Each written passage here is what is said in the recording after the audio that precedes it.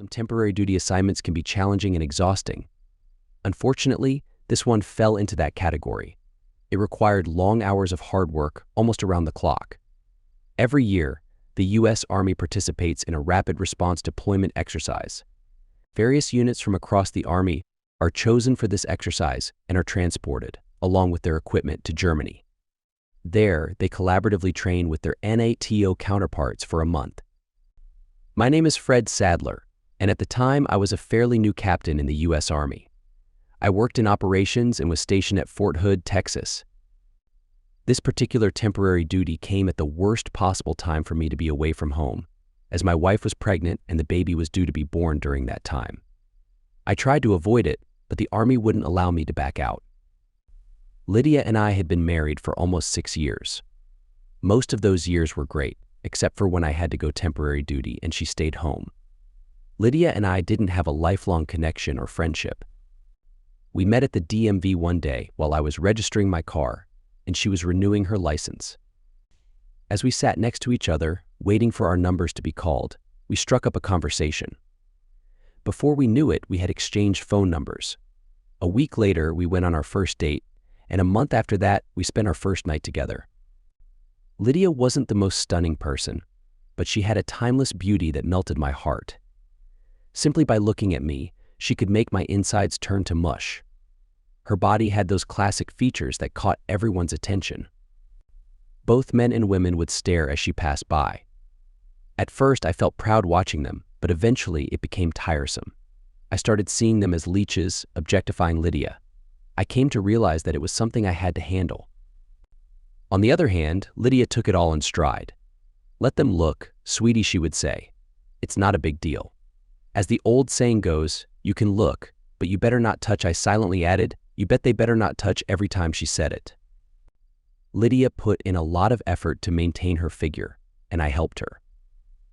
We went to the gym 3 evenings a week, jogged in the park, went hiking, and watched our diet. I can't remember the last time I had a meal with red meat. Whenever I saw Lydia getting dressed or undressed, it always thrilled me.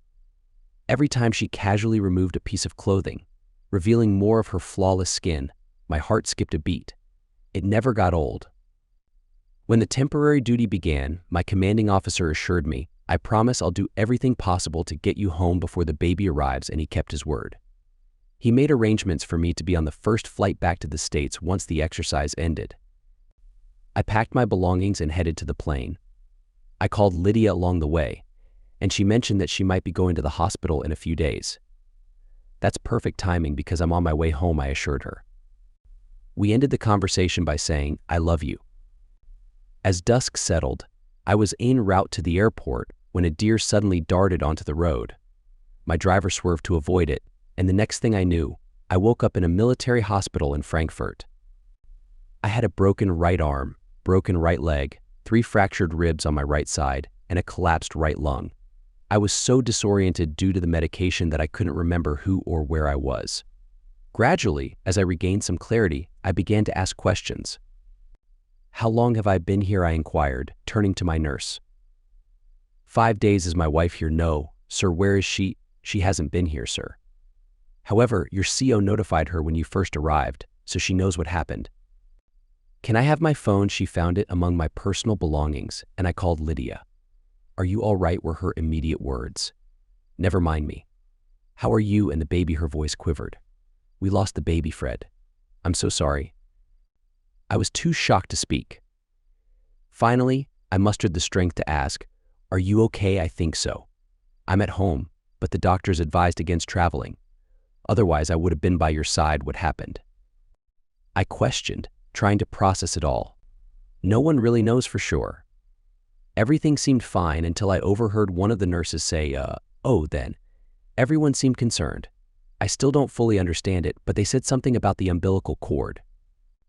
"Are you sure you're all right?" I pressed. There was a long silence as we both grappled with our thoughts and emotions. "Physically, I'm fine, but emotionally, I'm devastated." "When are you coming home?" "I don't know. They haven't given me any indication." "Do you want me to try to come over?" No.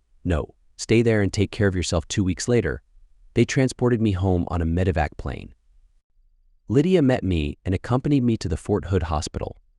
Although she was still emotionally fragile, being together seemed to bring some comfort to both of us. I asked her if she had given our baby a name. I did. Her name is Hope. As we spoke, tears streamed down our faces. I remained in the hospital for another 2 weeks before being released for limited duty. Limited duty meant that I didn't have to go out into the field for training. That was fortunate because my arm and leg were still in casts. It would be a couple more weeks before they were removed. Time passed, and things were going smoothly both in our marriage and my career. 2 years after the loss of our baby, we were reassigned to Heidelberg, Germany. We spent 3 incredible years there, exploring Europe. During that time, I was promoted to major. When our 3-year term came to an end, we were transferred to Fort Lewis, WA. As a major, we were provided with superior housing in the form of field-grade officer quarters. These were much better than the company-grade quarters, and even had garages instead of just carports. Company grade was for second lieutenant, first lieutenant, and captain, while field grade included majors and above. When we moved to Lewis, all the belongings we had taken with us to Germany were shipped back. We were in the process of unpacking those boxes, along with the ones we had put in storage. There were boxes stacked in every room. Lydia had gone to the officers' club to attend a newcomers meeting. It was an opportunity for her to meet other wives and start building new friendships. In her absence, I remained in our quarters, organizing and unpacking. Using a box cutter, I opened one of the many boxes and began removing its contents. It was a box we had stored during our time in Germany. Around halfway through, I came across a small wooden box that I didn't recall seeing before. I placed it on a stack of boxes and opened it. Little did I know, that moment would change my life forever. Inside the box was a small pile of envelopes, elegantly tied with a pink ribbon. I removed the ribbon and lifted the first envelope. It hadn't been sealed, so I opened it. Inside, there was an official document titled Certificate of Live Birth. As I read through it, my mind became clouded. It stated that a healthy baby girl weighing 7 pounds 6 ounces and measuring 19 inches long was born alive on the same date Lydia had told me our child was stillborn. The baby's name was Hope, and under the section for the father's name, it said unknown at the bottom of the certificate. There were 2 tiny inked footprints. I stumbled backward and fell onto the sofa, where I remained for a long time, gazing at the document. Eventually, I left it on the sofa, stood up, and went back to the stack of envelopes. I picked up the next one, which too wasn't sealed. I unfolded the multi-page document it contained. It was an adoption certification. I read it over and over, trying to comprehend. Essentially, it stated that our daughter named Hope, born to Lydia Sadler, was given up for adoption and all parental rights were relinquished. It also mentioned that since the identity of the birth father was unknown, his permission was not required. I went through the remaining envelopes, and most of them contained letters I had written. I was completely shocked. This had to be the greatest lie anyone had ever concocted. My mind raced with questions. This couldn't have been something planned overnight. It required careful deliberation. Or so I thought. If Lydia believed I would be home for the birth, did she already plan to put our child up for adoption? Father unknown. If I wasn't the father, then who was? We had been married for 6 years. How many men had she been with during that time? Did she even know? My stomach churned with nausea. Eventually, I managed to compose myself enough to put everything back where I found it. I even repacked and resealed the box. While retaping it, I spotted that Lydia's papers and childhood memories were written in bold letters across all 4 sides. Had I noticed that from the beginning, there's no way I would have opened it. She must have been aware of that. Even in a marriage, a person needs personal thoughts and privacy. I rearranged some other boxes, placing that particular one among them in an attempt to make it seem like I hadn't seen it. Feeling suffocated by it all, I stepped outside and sat on the back deck to breathe in some fresh air. What do I do now? How do I even approach this? I felt lost. I had no idea where to go or how to proceed. I needed guidance. If I went to my parents, they would explode and want to harm Lydia. I was their only child, their only hope. An ironic realization, considering our lost baby was named Hope. I could potentially seek advice from Lydia's parents, but I didn't have much confidence in that option. We lacked close friends, as the frequent moves and military lifestyle made it hard to maintain lasting relationships. I was still sitting there when Lydia returned home. She found me outside. "Hi, sweetie." She hugged me. "How much did you get done enough?" I said rather shortly. I rarely spoke like that to her, so I could feel her looking down at me. She stayed there for a few more minutes before going inside. It was probably another hour before I went in. The box with Lydia's papers and childhood memories was gone. "We've been invited to a welcome wagon get-together on Saturday. Okay, the Simpsons from Heidelberg are here. Do you remember them?" Not really. He was a major in G2, and I played bridge with her. "Jim and Fran are their names." "Oh, yeah, I remember she came over to me." "Are you okay? Is something wrong?" "Is something wrong?" I thought. "You bet something's wrong, and I intend to find out what it is." "No, I'm just a little off today. I suppose okay." "What would you like for dinner? Or would you prefer going to the Officers Club?" "I'm not hungry." "I think I'll lie down." I did, fully clothed on our bed. Sometime before she joined me, I fell asleep. It had to be late, because I was still wide awake at 1 when I looked at the clock. I slept until 9, another thing I rarely did. I took a shower and went downstairs. As per our regular routine, she had coffee ready. "Breakfast?" she asked. "No, thank you. Just coffee," another rarity. I usually had a full breakfast. She sat across from me. "Okay, something's wrong. Tell me, and maybe I can help. I just have a lot to think about," I said as I stood, took my coffee to the sink, poured it out, and headed for the garage. "You know I'm here when you need me," she said as I left. I drove over to the golf course, parked my car, and went to the 19th hole, which was the bar, snack bar, and restaurant at the end of the golf course. I ordered 2 eggs over medium and corned beef hash. I even had a rare cup of coffee that wasn't decaf. It used to be my favorite breakfast until Lydia changed my eating habits. Beef in any form or by any name was an absolute no-no with her, but I ordered it anyway. I managed to eat most of it and sat on the deck as the golfers finished the 18th hole and came in. It was mid-afternoon when I went home. She had made a lot of progress in emptying boxes and making the place a home. I looked around and wondered what it would be like with a 5-year-old daughter running around. I barely made it to the bathroom before losing my eggs and hash. I still had my head in the commode when I felt her hand on my back. All of a sudden, I hated her. "Get away from me," I almost yelled before putting my head back and losing more breakfast. I hadn't thrown up in years. Not since getting drunk at my high school senior prom. When I was finished, I went upstairs, rinsed my mouth out, and brushed my teeth. She was sitting in the living room with a tissue in her hand. It appeared she had been crying. She watched as I walked past her and headed for the garage again. I was backing my car out when she appeared in my rearview mirror. "I can't help you if I don't know what's wrong," she said as I continued backing. She saw I wasn't going to stop and she moved. I drove over to my unit and went to my office. No one was there except the duty officer. I sat at my desk and tried to work, but my heart wasn't in it. It was midnight when I went home. She was in bed reading. I undressed and took a shower. "I'm sleeping downstairs," I announced as I walked out and closed the door. I had just turned on the TV and settled on the sofa when she came in, picked up the remote, turned the TV off, and glared at me. "That's enough nonsense. Tell me what's wrong so I can either help you or I'm leaving. Which is it? I've done nothing wrong, so I will not tolerate you yelling at me when I try to help or having to jump out of your way when you try to run me down." I reached over, took the remote out of her hand, and turned the TV back on. "Goodbye," I said. She was gone in less than an hour. Never had we spoken to each other like that, and never had she threatened to leave, much less actually do it. I got up and started searching for the box. I found it in the basement under some other boxes. I opened it, found the small wooden box, took out the birth certificate and adoption papers, made copies of them, and returned everything to its place. Since she was gone, I slept in our bed. I talked to my CO on Monday morning and told him my story. I even showed him the documents. He was as shocked as I was. I had only been in his command for less than a month, so I hadn't really gotten settled in yet. He was probably worried that he had a difficult situation on his hands. "What do you plan to do?" he asked me. I'm not sure did she say where she was going when she left. "No, sir."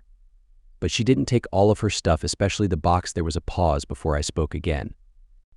"I was thinking of trying to locate my daughter, if she is my daughter, and go from there, that would be almost impossible, you know. Confidentiality is very important to both sides in adoption cases, he said. I understand, but I have to do something, and I have to start somewhere, and I don't trust her to tell me the truth anymore. Then I literally jumped up. Oh my God, I have an idea. May I have the day off? Certainly, I saluted and ran out of his office in the building to the parking lot, where I jumped in my car and went home. I opened the box, took out the wooden box, and dumped the contents on the floor. There it was. A pacifier.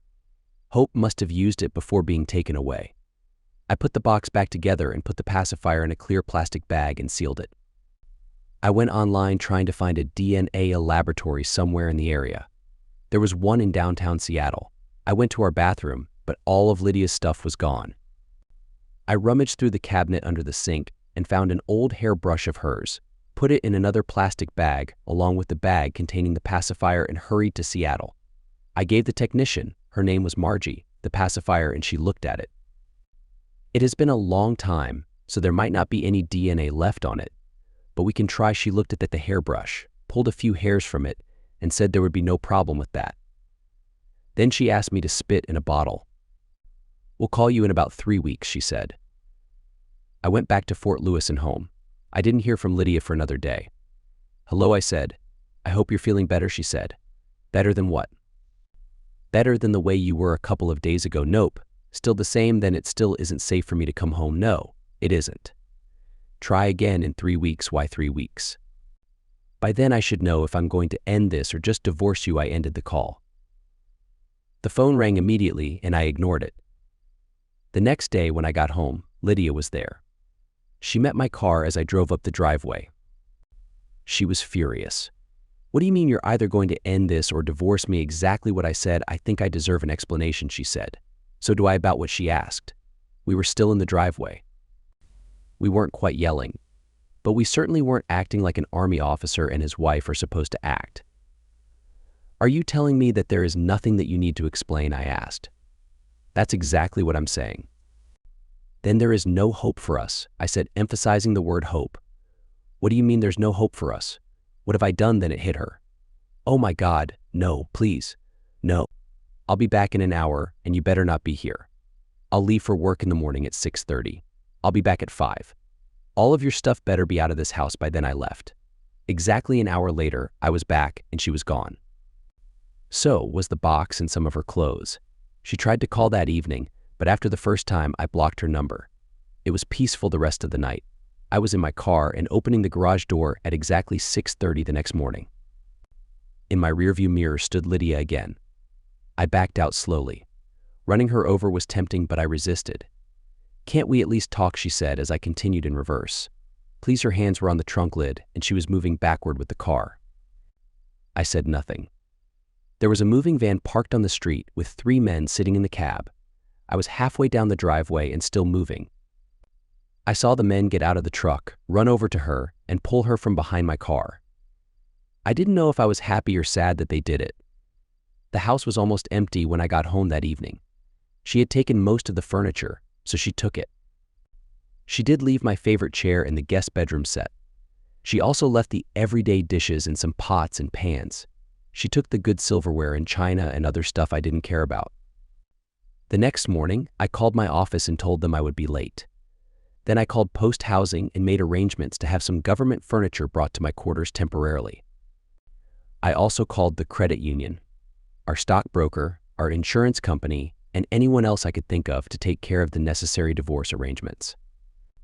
Then I made an appointment with JAG, Judge Advocate General. The Army lawyers, I knew they couldn't represent me in civilian court, but they could provide advice. They confirmed what I suspected. She would get half.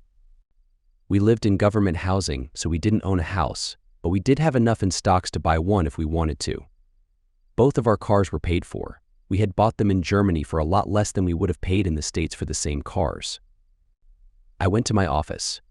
My commanding officer chatted with me for some time and told me to take whatever reasonable time I needed to get back on track and keep him informed of my progress or lack thereof. My life carried on for another couple of weeks. I went to work, did my job, mowed my lawn, and washed and waxed my car. Then one morning the call came. Hello, I answered. Is this Major Fred Sadler? It is Major Sadler. This is Margie from the DNA testing center.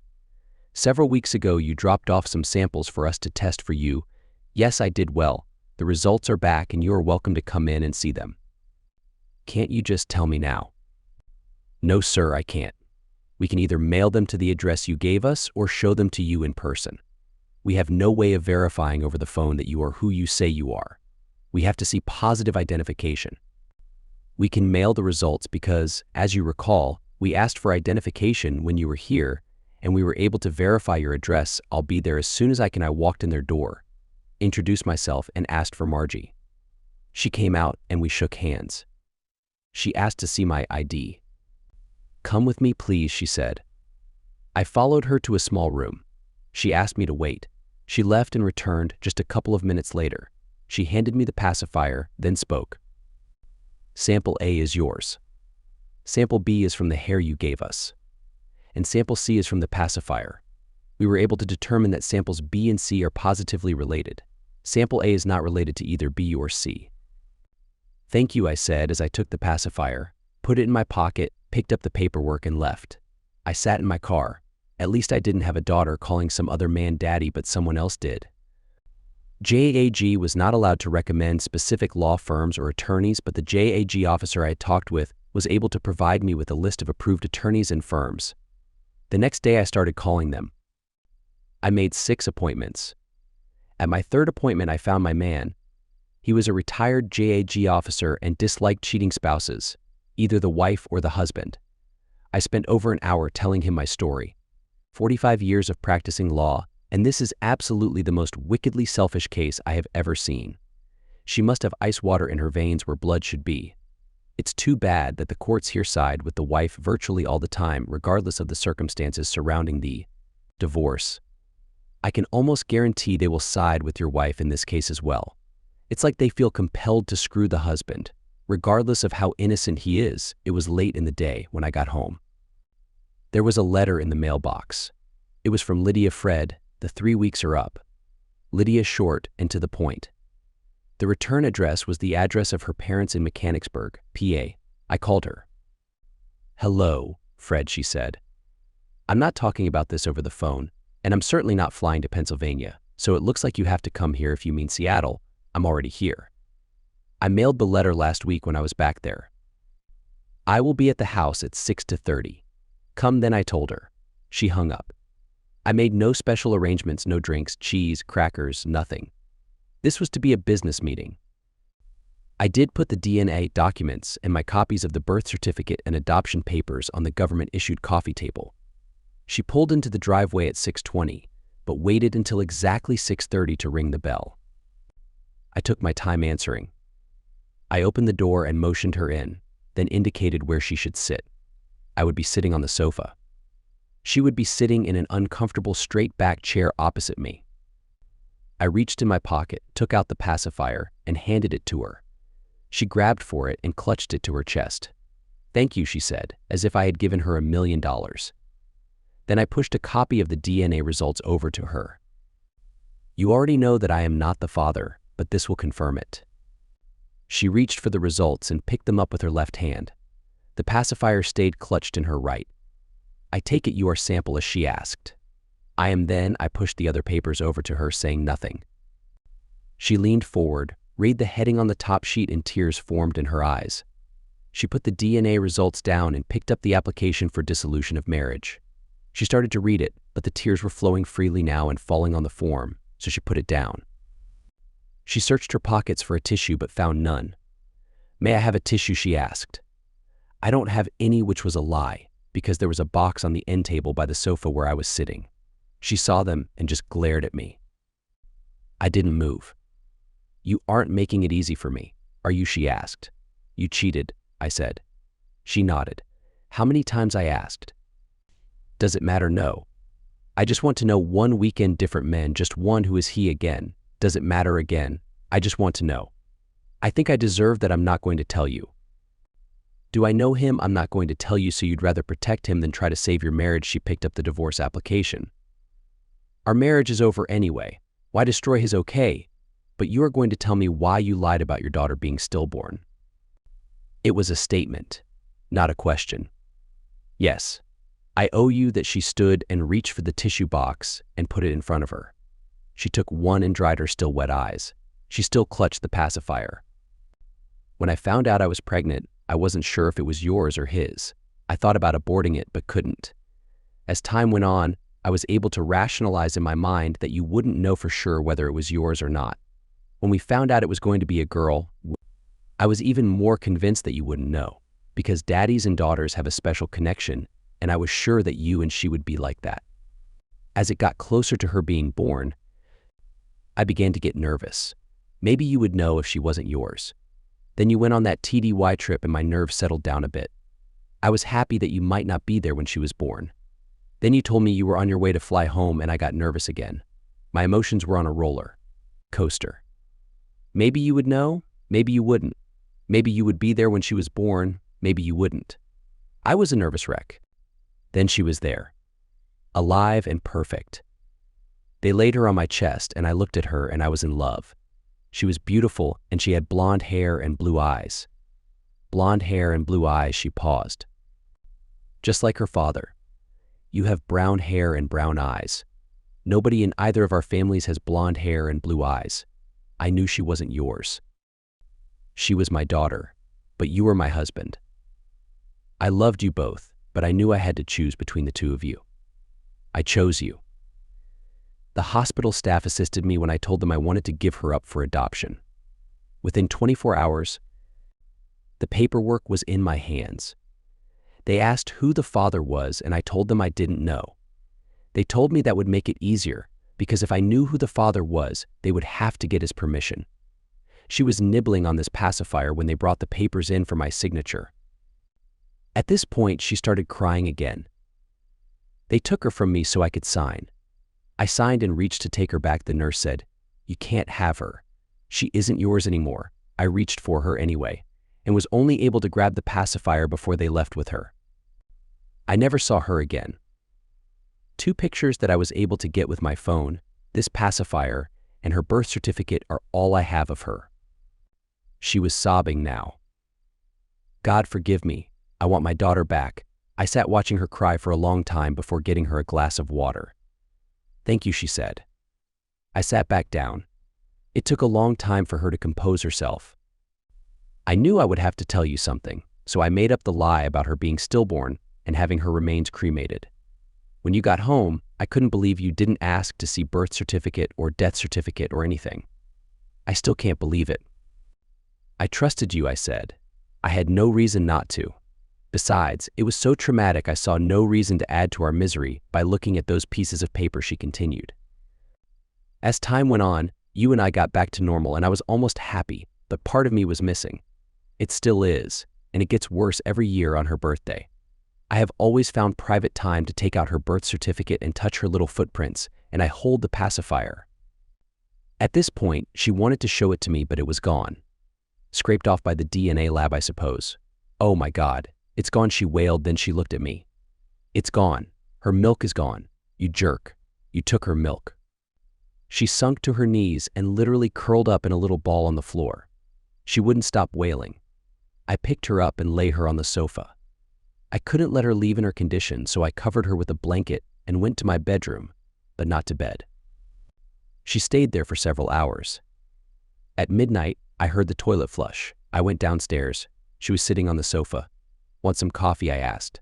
Yes, please, she sat at the counter as I brewed her a cup. She took a sip. I guess I sort of flipped out. Sort of. We sat in silence and drank our coffee. More, I asked.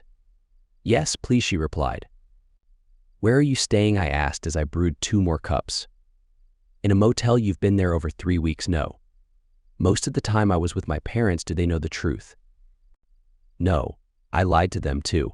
I told them that you and I are having a rough time and I needed to get away from you for a while. They paid for me to visit them. They think I came back to help work out our difficulties. Where's your motel? Just off post. In fact, I should be getting there now. She looked around, walked over to the coffee table, took a pen out of her purse, sat and signed the divorce papers without reading them, and left. I cleaned the coffee cups, then went upstairs to bed.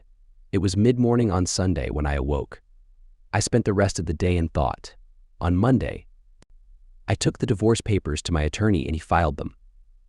I went to the post housing office and told them I would be moving out of quarters and into an apartment off post. 6 months later, I was divorced. Neither the court nor I had heard from Lydia. As a result, she got nothing except her car and whatever else she took. Her copy of the final decree was sent to her parents' address in PA. I found myself thinking a lot about who Lydia had cheated with. She would never tell me who he was or how the affair started. I was furious not only that she cheated and got pregnant, but that she protected the jerk and wouldn't tell me who he was. The only thing she told me was that it only lasted 1 weekend. Thankfully, I got so busy at work that I didn't have time to think of anything else. I also didn't have time for much of a social life either. There was an officer who worked with me who I became friends with and spent at least 1 evening a week having dinner with him and his family. My mind's eye saw them as the perfect military family. Husband, wife, 2 children, 2 cars, and a beautiful home. They had it all. Of course, being a military family, they had to deal with the periodic moves, taking their children out of one school and putting them in another, as well as all the other difficulties of military life. Civilian families generally grow up in the same area with the same friends for long periods in their lives. There are exceptions to that as well.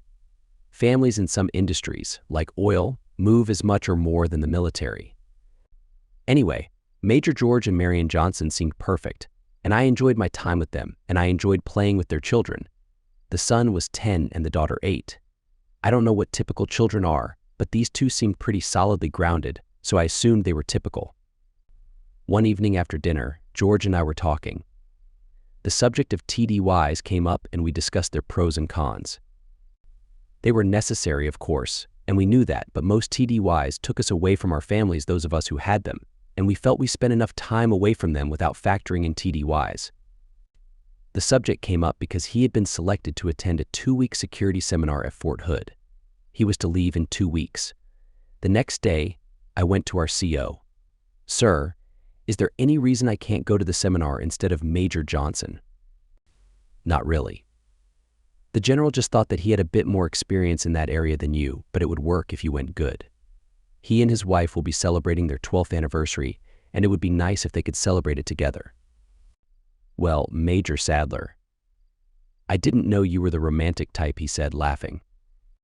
2 weeks later, I found myself back at Fort Hood, which is where Lydia and I lived when her daughter was born. Usually, military seminars were pretty intense, but this one had a relaxed air about it. We were divided into groups of 3 for project purposes. It worked out that there were 6 groups of 3 and 2 left over. That was a major from Alaska and me. We developed a close friendship almost immediately. It was as if we had known each other all of our lives. His name was Keith Franklin, and as I said, he was stationed in Alaska at Fort Wainwright, the coldest base in the United States Army, but he loved it there. He was a computer genius, and we got so far ahead of everybody else we had to slow down and wait for them to catch up. On Friday of the first week, we were in the O Club having lunch. He opened up to me about his personal life. He had cheated on his wife, and she divorced him. Now she was living with some civilian, and his 2 children were calling the other man daddy. Is of all the bad things divorce brings, I always thought that would be the most difficult to stomach, your kids calling another man daddy. By the end of lunch, I had unloaded my story as well. When I was finished, he had a strange look. "And you don't know who the man she had the affair with is?" "No. She wouldn't tell me, and it was here at Hood, yet 5 years ago, almost 6 now, blonde hair and blue eyes, that's what she said. Come with me." We went to the Post Personnel Center. Everyone who was assigned to Fort Hood had to process through there. We walked right into the office of the personnel director. She saw us coming, stood and came around her desk to hug Keith. She seemed to be about 60 years old with a twinkle in her eye. I liked her and hadn't even spoken to her yet. "Aunt Lucy. This is Fred Sadler." "Hello, Fred," she said, shaking my hand. "Hello, the nameplate on her desk said Mrs. Healy." "Mrs. Healy," I started. "Call me Aunt Lucy." "Everybody does Aunt Lucy," Keith began. "Do you remember a blonde-haired, blue-eyed officer who might have been here about 6 years ago?" She thought about it for a few seconds. "No, but I don't always see everybody who comes through here. They all have to, but that doesn't mean I see them." She thought for a while longer. "Fred Sadler?" You were here about then, weren't you? I remember the name. Yes, my wife and I were here, I said. I looked at Keith as if to ask, how would she remember that? Keith looked at me. Aunt Lucy has HSSAM and can remember virtually everything she has read, seen, or been associated with. That goes for people too. She can remember everyone she ever met. HSAM, I asked. Yeah, highly superior autobiographical memory. It's a condition or a curse, interrupted Aunt Lucy. Or a curse, continued Keith. Very few people have it. Aunt Lucy is the institutional memory for Fort Hood, especially when it comes to personnel matters. Isn't that right, Aunt Lucy? Unfortunately, I looked at her, then Keith, then back at her. You remember everything that happens to me personally. Wow, I said. How do you have room for all of it? We don't know. It's just always there. Does it have a downside? I asked. Oh, goodness, yes. Not only do I remember the good things, but the bad as well. It can cause lots of depression if you let it. I can only imagine, I told her. Aunt Lucy, Keith interrupted again. Fred, he indicated me, is looking for someone who was here at the same time. The only thing he knows about him is that he was a blonde with blue eyes. She laughed. That's it? No height, weight, rank, assignment? Not even his initials? No, Ma, I said. Calling me Ma am is a waste of good oxygen, Fred. I'm Aunt Lucy. Give me some time to think about it and maybe ask around. Is it important? Keith looked at me and I answered. Yes, Aunt Lucy. It's important. Oh, he was probably about the age I was when I was here, if that helps, and he was in the Army. Officer or enlisted? I assumed he was an officer if he was in the Army. So, you don't even know if he was in service? No, I don't. Or civilian employee? No, I'm sorry. I know it isn't much to go on, she laughed. It is exactly nothing to go on. There can't be more than 2,000 blonde, blue-eyed men I've run across in the last few years, but I'll see if I can narrow it down to the time frame. She took both of our cell numbers. 2 days later, she called Keith. I've been thinking about the man you asked about. I don't remember any blonde-haired, blue-eyed soldiers, either officer or enlisted, who would have been about the right age, but I do know 2 civilians who work in the post engineer's office. One has worked there about 30 years, so he's probably too old. The other has worked there about 10 years. He's in charge of new construction now, but he used to be the head of plumbing. His name is Kurt Weber. There are about 15 other blue-eyed blondes on the post, but the ages don't fit, and I didn't bother trying to remember civilians who live off the base because I assumed when Major Sadler was here, he didn't have time to make many civilian friends. Keith told me, and I immediately started planning how to meet Weber and determine if he was the man and maybe get a bit of revenge. Men who prey on the wives of our military members are the second lowest forms of life on the planet. The lowest, of course, are those who prey on the wives when the service member is deployed overseas. Those jerks deserve the worst imaginable fate anyone can devise. As I said, Keith could almost read my mind. Let's take a look at this guy, he said. The first thing he did was call Aunt Lucy. Is there any legal way we can get Weber's address and phone number? Sure, she said. I have a civilian directory in my desk. 30 seconds later, we had both pieces of information. I love you, Aunt Lucy, Keith told her. We were in his rental car, and at 3:45 p.m. we were waiting outside the main office of the post engineer's office. We knew him immediately when he walked out of the building. He was a good-looking guy, and I hated him on sight. He made his way to his car, and we followed him just to be sure he was going home. He did. We sat within sight of his house for a couple of hours. He never left, but someone, who we assumed to be his wife, was working in the flower beds in their yard while 3 children, all with blonde hair, played around her. You don't have to stay here and deal with this, I told Keith. Well, this is fun. I'm sitting here thinking of things we can do to this jerk. I have a few ideas. Myself, we compared notes. The next morning, I was sitting down the street from Weber's house in my own rental car. I hoped he was a golfer or DIYer, so he may be going to the local hardware or lumber store. I had been there almost 2 hours when I watched as his car came out of the garage and started down the street. Thank goodness, I thought. I didn't want to sit here all day just to see if he went anywhere, but I was willing to do that if that's what it took. I followed him to Home Depot. We parked and I followed him into the store. He was obviously known there because he spoke to several of the employees. There was a place right inside the door where there was an urn of coffee. I knew enough about Home Depot to know that their regular contractor customers were welcome to help themselves to it. Weber helped himself and stood drinking it while he chatted with one of the clerks behind the counter. I learned one thing about Mr. Weber while watching him. Not only did he betray my wife and make her pregnant, he chewed gum with his mouth open. Other than spitting on the sidewalk, I couldn't think of anything more disgusting. The clerk Weber was chatting with had to go help a customer, so Weber took the last sip of his coffee, spit his gum into his paper cup, and walked away, unwrapping another piece of gum.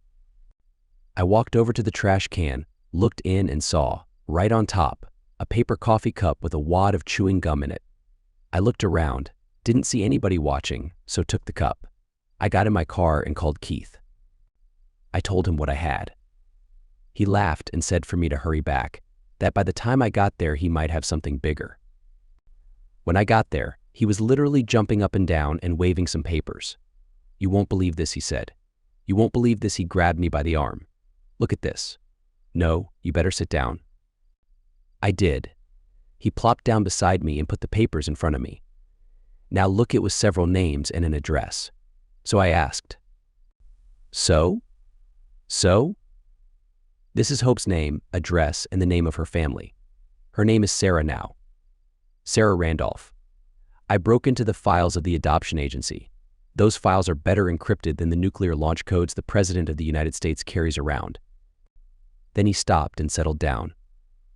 Well, I didn't personally break into their files, my brother did, but it's the same thing. I started laughing. "That's great, Keith, but what exactly am I going to do with it?" "I have no idea, but you have them. Maybe we can use this information." "Oh, that's great." I can see the headlines now. 2 Army officers use secret files to reveal an adopted child's identity. That's a good one. He tossed the papers on the coffee table and leaned back. "Yeah, I see your point." He got a bit excited again. "But we cracked their security." That's something, I said, laughing. I took the papers and the coffee cup back to my BOQ bachelor officer's quarters and placed them on the table. I have no idea why I did it, but I looked at the address where Hope lived, and early on Sunday morning, I drove out there. Corsicana was almost 200 miles away. The house was a typical suburban house. I had been sitting down the street for an hour or so, watching American suburbia on a typical Sunday. The noise of several lawnmowers, the yelling of kids, and the chatting of neighbors. There was no activity from Hope's house until almost noon. A car pulled into the driveway. There were 3 people in the car. A man was driving, a woman was in the front passenger seat, and a child was in the right rear seat. The woman got out, closed her door, and reached for the right rear door. I was ready with my phone. The woman lifted the child out of her car seat and put her on the ground, then knelt down to fix the child's dress. That gave me plenty of time to take a few pictures. I heard a noise beside my car, and a woman and child were walking by. Sarah, the child beside my car, squealed, and she started running toward the other child, who I assumed was Hope, who ran to meet her. They were just a few feet from my car, and I took a few more quick pictures. I started the car and drove away before either of the 2 women became curious about the strange car and man parked on their street. I drove a short distance away and stopped to look at the pictures. There were 4 that were perfect. I could even see her blue eyes. I drove back to Fort Hood. Keith and I finished our class the next week with ease. We graduated on Friday, then had dinner and a few drinks together. On Saturday morning, we made our way to the airport and flew home. Keith to Alaska and me to Seattle. The following Monday was a training holiday, so I had the day off.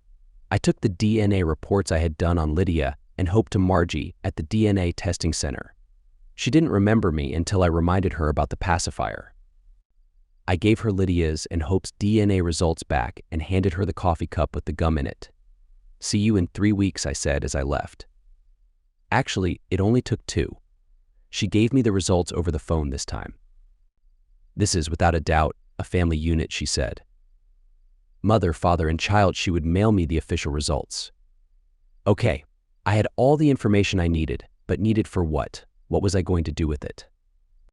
All it did was confirm that Weber was, in fact, the guy Lydia cheated with. It took me a week to make my first move. I went to Walmart and bought paper and envelopes. I also made copies of 2 of Hope's pictures and the DNA reports belonging to Weber, Lydia, and Hope. On the DNA reports, I cut off anything that could identify where the report came from. I put it all together in an envelope. I made sure I was wearing gloves from the time I opened the package of paper and box of envelopes, made copies of the photos and DNA reports. I even used self-sticking stamps in water, not saliva, to seal the envelope. I made every effort to ensure that it wasn't traced back to me. I addressed it to Mrs. Kurt Weber at their home address. I also included Lydia's name and the address of her parents, because I had no idea where she was. Then I drove to the main Seattle post office and dropped it in a mailbox. I had no idea what was going to happen in Killeen, Texas, home of Fort Hood and the Weber family when the package arrived. I was certainly hoping that Mrs. Weber got the package and not Mr. Weber. I did know what I wanted to happen, however. I wanted Mrs. Weber to teach him a lesson, then make him swallow his pride. I felt sorry for the 3 children I saw, assuming they were his, and of course Mrs. Weber, but there was nothing too bad for Weber himself. He should rot in hell. The news from Killeen took a little over a month. I received a call from Aunt Lucy. "I'm going to ask you a question, and I want an honest answer," she said. "I'll do my best. Your best won't be good enough. I want total honesty. Did you and Keith do that to Weber?" "Aunt Lucy, I'm not being rude, but did we do what to him set him up so his wife would file for a divorce?" "Okay. Here's what I did. Keith had nothing to do with it," I told her the truth. Most of it, anyway. I left out Keith's role. I figured if anyone was going to get in trouble, it was going to be me. You sure enough set off a hornet's nest. Apparently, when his wife got your package, she didn't know if you had his DNA or someone else's, so she did it herself. She got some of his DNA and sent it in for processing. She also sent in the profiles from that lady and the child. They came back as a match and things got really messy. Who was the lady he dallied with? Anyway, she was my wife, Aunt Lucy. Oh my goodness. I thought it might be something like that. Well, he got served in his office yesterday, and he's not a happy camper. He ranted and raved all over the base. Good. Hearing from you that his marriage is over is the best news I've had in a long time. I just feel sorry for his family. It was over for me. Lydia and I were divorced and Weber was on his way to being divorced. I put all the paperwork Keith had given me in a file folder and put it in a box with the other stuff I no longer had a need for, but kept anyway. My life was moving forward. During the next months, I went out on a couple of dates, but nothing special happened. I still spent a lot of time with George and Marion Johnson. I lived in an apartment and invited them over for dinner once in a while, but I had lots of dinners at their house and spent more than one night on their sofa. I had another year to do at Fort Lewis and was thinking about buying a house, but the Army had other ideas. They sent me to Command and General Staff College CGS at Fort Leavenworth, Kansas. I was there for almost a year. There were lots of social opportunities. If you were married, or if you had a significant other otherwise, the options were pretty limited. It was a long but interesting year. Graduation found me stationed back at Fort Hood. I was surprised because I expected to be sent overseas like 90% of my classmates. As I was processing into Hood, I found myself in Aunt Lucy's office. "How did you get back here?" she asked. "I have no idea," I have came a voice from the past. It was newly promoted Lieutenant Colonel LTC Keith Franklin. He came into the office, closed the door, and we shook hands. Turns out I need an assistant, and a major just graduating from CGS was just the ticket, so I requested him. Keith and I had talked several times since we had been here for the seminar, but we hadn't seen each other. I was happy to see my friend. I took 2 weeks of leave after I signed in. The first thing I did was look for a house. Lydia and I had been saving our money to buy one. I had supposed she would get half of it in the divorce, but since she didn't show up in court, so I got it all. I went to the Fort Hood branch of the First National Bank, Texas, and opened an account. I also made arrangements to have my money transferred to that bank. I was telling the person helping me that I also needed to find a house. Just as I said that, the branch manager was walking by. He introduced himself as Dwight Randolph. "We just moved here about 6 months ago and moved into a brand new subdivision. The houses are very nice and affordable. You get a big bang for your buck." He told me before going to his office and returning with the business card of the agent he had used. I figured if she was good enough for a bank branch manager, she was good enough for me. I called her, and it only took me 3 days to find what I wanted. I paid over half down, and the bank was happy to finance the rest. I started my new job working with Keith and moved into my brand new house. The first things I bought were a bed, recliner, and a big TV. Oh, and a lawnmower. I was spending my first night in the new house. It was getting dark outside, and I had neither curtains nor drapes. I didn't even have enough sheets to cover the big front window. I had just opened a soda and had a slice of pizza in my hand when the doorbell rang. I had long since gotten off the diet of no red meat that Lydia had me on. I answered it, and there was a woman standing there. "Hi, neighbor," she said. "My name is Samantha Randolph, but everybody calls me Sammy. We live next door. We haven't lived here long ourselves, and I just wanted to say hello and introduce myself and tell you if you need anything, just ask. Is your wife here?" I smiled. "Fred Sadler." "No wife. Divorced." I saw her frown. "But don't worry, I don't do loud, crazy parties, or even quiet, crazy parties," she smiled. We chatted for a few more minutes before she left. The first week in my new house flew by. On Saturday morning, I answered my doorbell to 3 women bringing food. They also brought decorating ideas. They had seen my empty house when the lights were on at night, when I sat there with nothing but my recliner, TV, and some snacks. They figured it was time to help me. The leader of the group was Sammy Randolph. Within a couple of hours, I had a slightly worn, but nice leather sofa, a dining room table and chairs, and a small coffee table so my snacks didn't have to sit on the floor. The ladies were just leaving when 3 small children ran into the house chasing each other. One of the ladies, Ruth, corralled 2 of them, and Sammy grabbed the third. "Calm down, Sarah," she said as she knelt beside the child and brushed her blonde hair out of her blue eyes. "This is our new neighbor, Major Sadler. Hello," she said confidently. "My name is Sarah." I leaned down. "Hello, Sarah," I said as I looked into her piercing blue eyes. Blonde hair and blue eyes. I shook my head. "How old are you, Sarah?" "I'll be 7 soon." I stood, and we all said our goodbyes. As soon as they left, I went to the room that was going to be my den, found the box I was looking for, opened it, and came up with the folder. In it were the pictures I had taken. It was the same child. I had not really paid attention to the names of the adopted parents before, but I did then. The adoption papers named Dwight and Samantha Randolph as Hope's adopted parents. I literally fell back on my behind and just sat there. What were the odds? He had been the assistant manager of another branch of the bank in Corsicana, Texas, before being promoted and transferred to Killeen in Fort Hood. That was too unbelievable.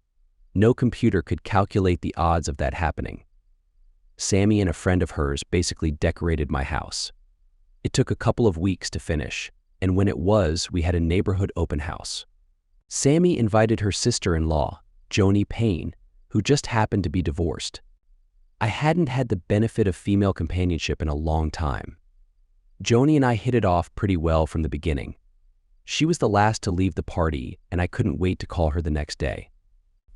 We met for lunch and had dinner with Dwight, Sammy, and Sarah.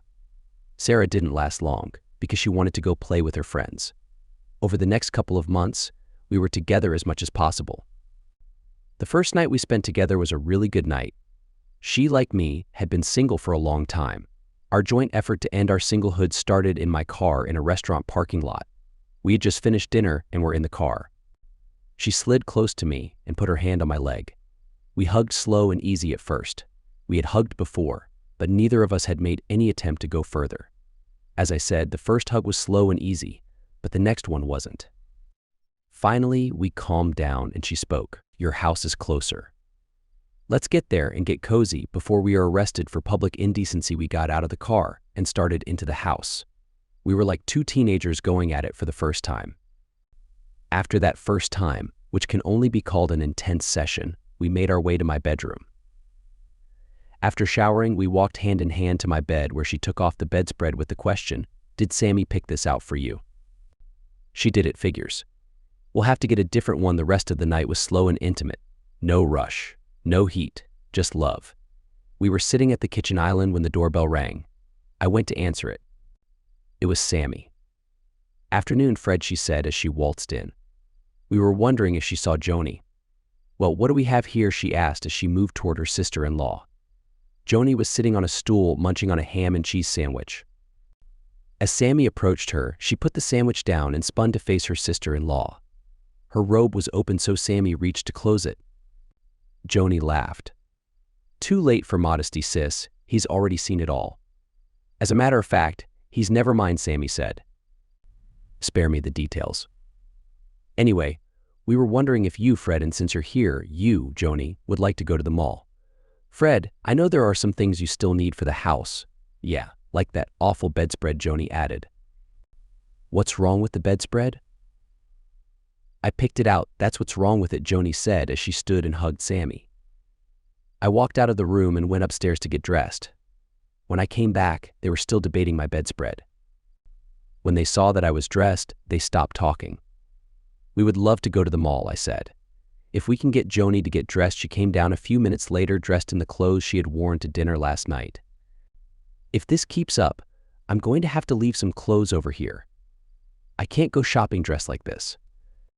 "You can today," I said as I pushed her out of the house. Dwight was as surprised as Sammy was to see his sister coming out of my house. "Don't ask," said Sammy. Dwight and I sat in the front while the two women and Sarah sat in the back. Joni read a book to Sarah, who was asleep by the time we got to the mall. When we got back that evening, I took Joni home. She invited me in for a nightcap and some alone time. I accepted her offer of both. The next weekend, Dwight and Sammy asked Joni to watch Sarah while they went out for lunch, just the two of them. We were in the backyard watching Sarah in her sandbox. Without looking at Joni, I said, "She's a beautiful child, isn't she?" "Yes, she is. Did you know she's adopted, really?" "Yes. They've had her since right after she was born." From what the adoption agency told them, the birth mother was married, had an affair with a man she didn't even remember, and got pregnant. Her husband was in the military. She didn't want him to know she had the affair, so she gave Sarah up for adoption. Dwight and Sammy were there to take her home. Is Sarah the name her birth mother gave her? No. That name was Hope. It's on the birth certificate, but Sammy and Dwight changed it. Sarah fits her better. Whatever happened to the birth mother and her husband, I have no idea. The adoption agency keeps their files very secure. They don't allow the birth mother or the adopted family to have access to each other's information. Just then, Sarah approached us and wanted to sit in Joni's lap. She leaned her head against Joni and quickly fell asleep. After a few minutes, Joni asked me to carry Sarah to her bedroom and tuck her in. It was the first time I had ever touched her, and I felt a bit uncomfortable. I was relieved when I was able to put her down. 7 months later, Joni moved in with me. A year after that, we got married. We had a very happy year until the Army intervened. We were told that we would be sent to Germany for a 3-year assignment. We had 60 days to get there. One of the things the government does well is move people efficiently, and we were able to relocate with all of our belongings, including my car, well within the given time frame.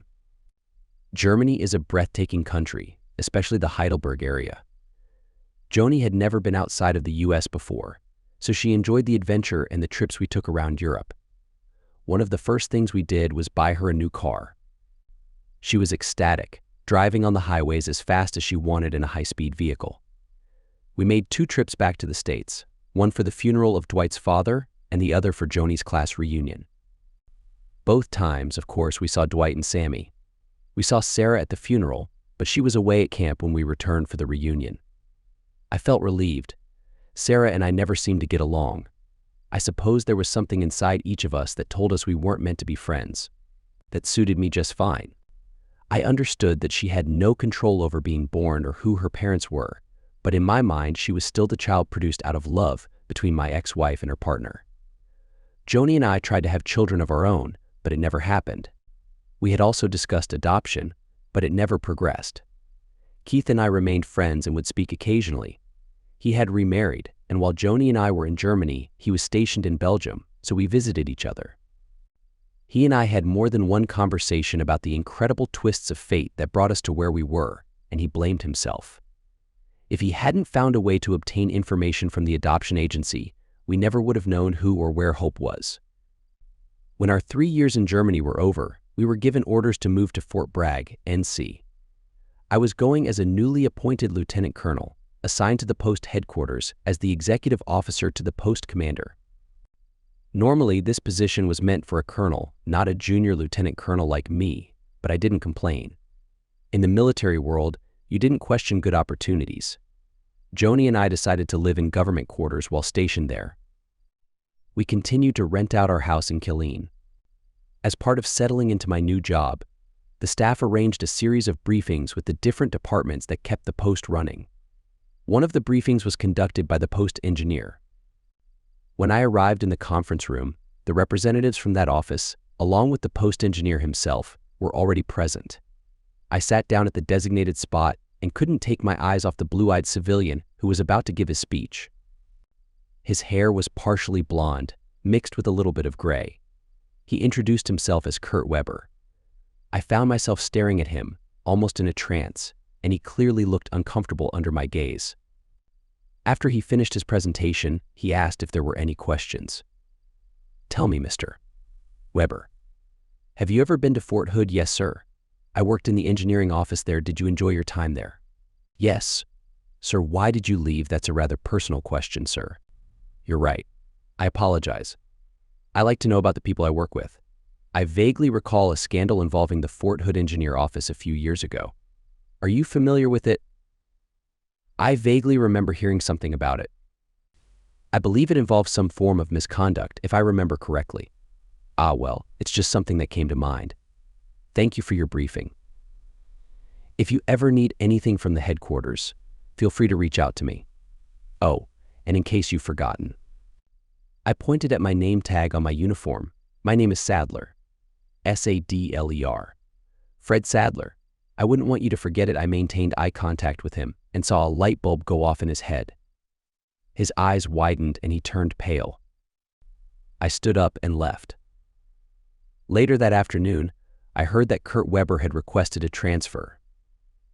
Unfortunately for him, the request had to go through me. When I received it the following day, I promptly denied it and added a handwritten note. "I have specific plans that require Mr. Weber's expertise. He will play a crucial role in executing those plans." The next day, to everyone's surprise, Kurt Weber submitted an immediate resignation request. I signed it. My love for Joni grew stronger every day. I watched as she became more beautiful and radiant. When I looked at myself in the mirror every morning, all I saw was an aging, middle-aged man, wondering what she saw in me. But whatever it was, I was grateful. We cherished our time together, and before we knew it, years had flown by faster than we wanted. While stationed in Alaska, we took a trip to Killeen to visit Sammy and Dwight. On our first evening there, they shared a decision they had made with us along with Sarah, who was now almost 18 years old. She had known from an early age that she was adopted, and now she was interested in trying to find her birth parents. Both Dwight and Sammy supported her decision, but the adoption agency wasn't providing any assistance, claiming they were following legal requirements. All we heard that day was how outdated those laws were, especially considering the importance of knowing any potential health history that the birth parents might have. Their plan was to submit Sarah's DNA to a website that dealt with ancestry and genetic information to see if they could find any connections. Sarah thought it would be nice if her birth mother could attend her high school graduation, but since it was only a couple of weeks away, they knew it was unlikely. Joni and I were in bed that night when she asked, "What are you going to do?"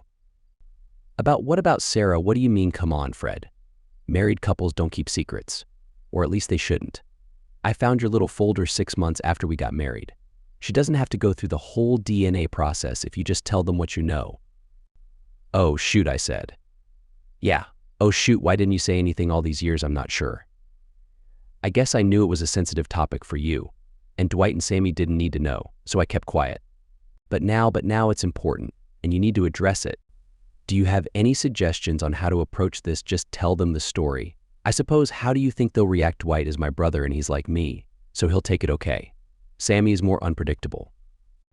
All right, tomorrow, we'll find a way to talk to them." When Sarah is out of the house, she leaned over and hugged me softly. "Do you ever get tired of me?" she asked. "What a silly question," I said. "Of course not. Why would you even ask?" "Because you haven't been affectionate towards me all day," I smiled. "I can fix that right now." The next morning was Sunday. Sarah's best friend picked her up, and they went to the mall. I gathered the four of us around the table, took a deep breath, and started. I began by telling them that Joni and I had packed our bags beforehand, ready to leave if they wanted us to. They looked at us, and Joni shrugged. Sarah doesn't have to submit her DNA in hopes of finding her birth parents. I know who they are, I said. Their expressions told me to continue, so I proceeded to tell them the whole story. Once I finished, I took a deep breath and surveyed the table. Dwight was simply staring at me, and Sammy had tears in her eyes. After a couple of seconds, Sammy got up, approached me, held my hands, stood me up, and embraced me. Oh, you poor man. Living with that secret all these years without being able to talk about it. No one deserves that. She hugged me once more. What do you think, Dwight? She asked her husband. I'm trying to calculate the odds of how we all came together. I don't think there's a number big enough, so what do we do now? Sammy asked as she returned to her seat. I think Fred should reach out to his ex-wife and invite her to Sarah's graduation, since Sarah wants her to be there, Joni suggested. Me? Why me? I protested. Because you started this whole thing, Dwight chuckled. But who's going to contact Weber? Not me, I said, recalling the last encounter I had with him. You never told me about that, Joni said. I didn't realize you knew the entire story. Did I? She leaned over and hugged me. I love this woman, I thought. Later that day, when Sarah returned, Dwight and Sammy broke the news to her. She felt a mix of nervousness and excitement, and she wanted us to proceed. The only way I knew to reach Lydia was through her parents, if they were still alive, still living in Mechanicsburg, and still had a landline phone. I waited until Monday morning and spoke with a private investigator. I asked for help locating Lydia's parents and Kurt Weber. It took 2 hours to find a phone number for the parents. Finding Weber was taking a bit longer. I called Lydia's parents, reminded them who I was, and explained that I needed to speak with Lydia. I provided them with my number to pass on to her. Less than an hour later, my phone rang. Hello, this is Lydia Bowman.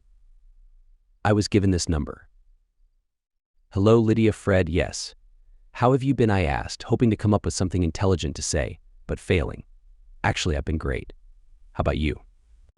I'm really good. Lydia, there's something incredibly important that I need to discuss with you. Okay. Go ahead, let's not do it over the phone. Can you tell me where we can meet so we can talk in person? Let me get this straight. We haven't talked in years, and suddenly out of the blue, you have something so important to talk about that it has to be done in person. That's right, sorry, Fred. I don't believe it. Okay, but remember that I gave you the opportunity for what?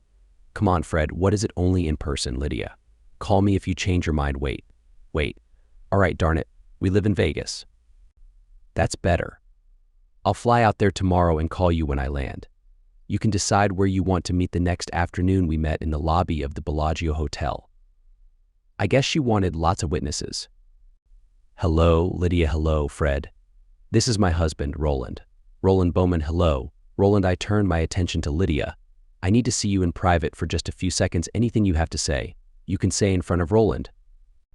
If you insist. But it's about the hope you had. She went pale. Is it still okay to talk? Yes, he knows about her. Good. Let's sit. We found as quiet a corner as we could, given where we were. I recommend we get something to drink. Is wine okay? We agreed on red, and I ordered it. Let's wait until we have some in our glasses. I paid for the wine, and we all took a sip. Her name is Sarah, and she graduates from high school in 2 weeks, and would like for you to be there.